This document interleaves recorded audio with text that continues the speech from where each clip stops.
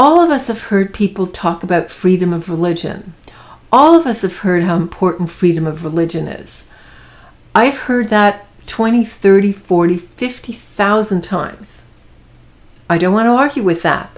But what I want to say is, the next line that people say is not what it really should be. Oh yeah, of course we believe in it, but it's not number one in our priorities. That's the same thing, because obviously you want freedom of religion, but there are many, many priorities that you have. I'll mention places where people would naturally say, oh my God, there's got to be some other priority. I won't use in a current religion. I'll use two religions that don't exist anymore. The Greek religion, Jupiter, there was a Trojan War, and before the Trojan War, there was somebody called Agamemnon who wanted to get there. But for some reason or another, one god or another, or maybe many of them, were mad at him, so they wouldn't let the wind blow so he could go there and kill people.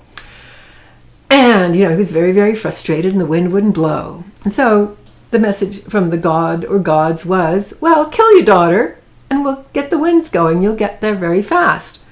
Well, his daughter was Iphigenia, teenager, I believe, and what he did is he killed her.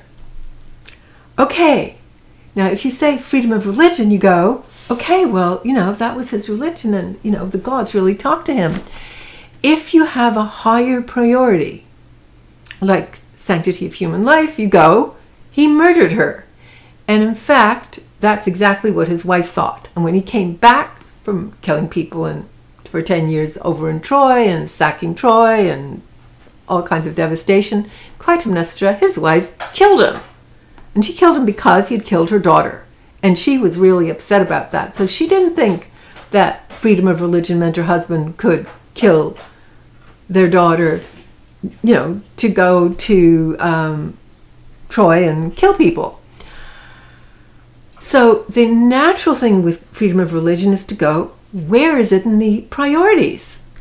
Here's another thing, the ancient Egyptian religion, where the pharaoh would kill a lot of his slaves because he needed servants in the afterlife, and apparently they needed to come with you. In the afterlife, they were not supplied.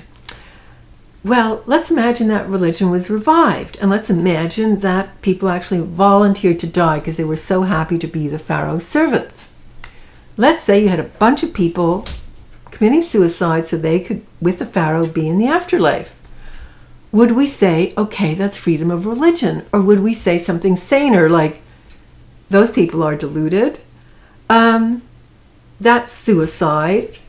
In other words, we put freedom of religion below other values. It's just when we come to people talking about, oh, we mustn't offend them. It's their freedom of religion. So when it has to do with Islam, that suddenly freedom of religion becomes very important. It's not even used that much around some Christian churches. For example, there's fights around gay marriage and everything. And I'm on the side of yes to gay marriage and yes to any religion saying no to it. And yes to it. In other words, there are some places where I am for freedom of religion. If you don't want to marry people of different races or of different religions or divorced people, fine. There I will give freedom of religion. But there are many other things where I will not give freedom of religion. And that was my cat, who was very curious about this. What I'm saying is the same thing to say when somebody says, freedom of religion. We must have freedom of religion. We cannot stop people preaching, kill all the Jews because they have freedom of religion. There we go. No, we have higher values than killing. If they don't want to marry people of the same sex or from different religions or different ages or races or whatever it is, fine, because you can go and get married somewhere else. I don't think you have any intrinsic right to get married in this church or temple or a mosque or whatever. You may have an intrinsic right to get married, and I think you do. Not in all cases, not if one is a child, not if one is already currently married, though some people do debate that. But freedom of religion is not the top priority. So I will say, when somebody says freedom of religion, the automatic answer is, what are the priorities? And in each case, case by case, you have to evaluate the priorities. Sometimes you will go freedom of religion, like marry or not marry any particular people. But on other things, you will go, no, there's a higher priority. Like no killing people if you want to have slaves in the afterlife, and no killing people who disagree with you, and you can't say no one may offend you, because a higher priority may be self-expression.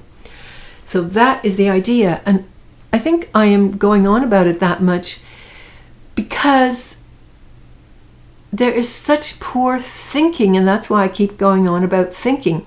If people generally could think well, there would be none of this stupid calling on freedom of religion when something else is so obviously more important.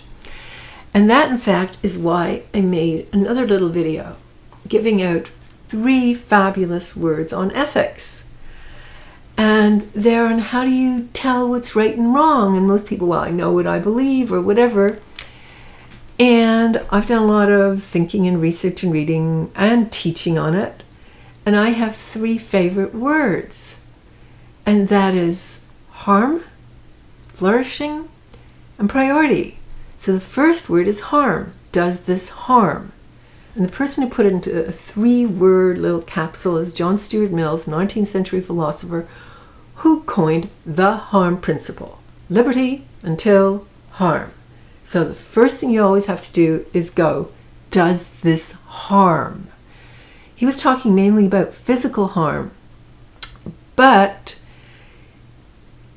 there's another form of harm which is very prevalent in our society, which is brain harm, stopping people from thinking. And that's an intrinsic human capacity. It's so important. I'd say as important as our ability to walk. Now, there are other bipedals on this planet, but there is no other species that thinks as well as we do.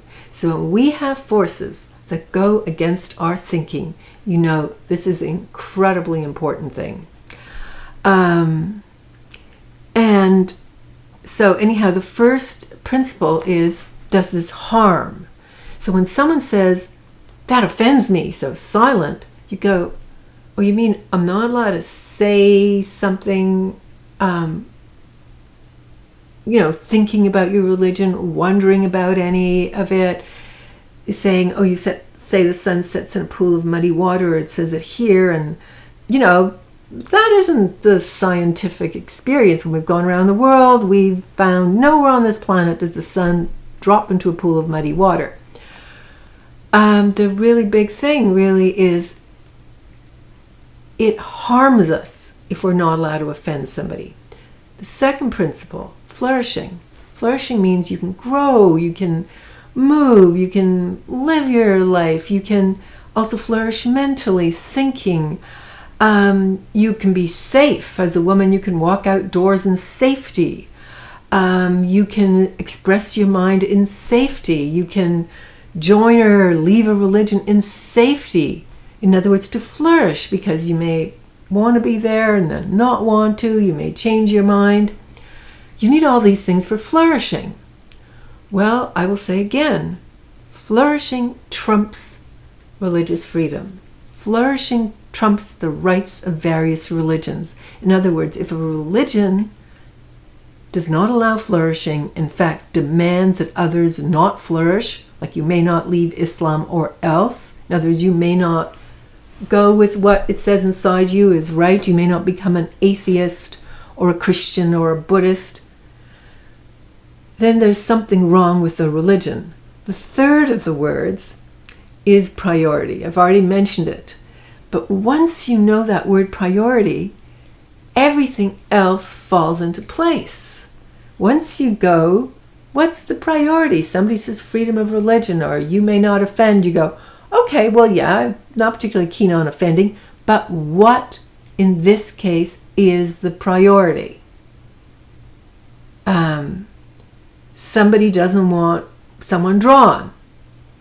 Okay, but is the priority that one doesn't draw it, or is the priority that someone has freedom of expression.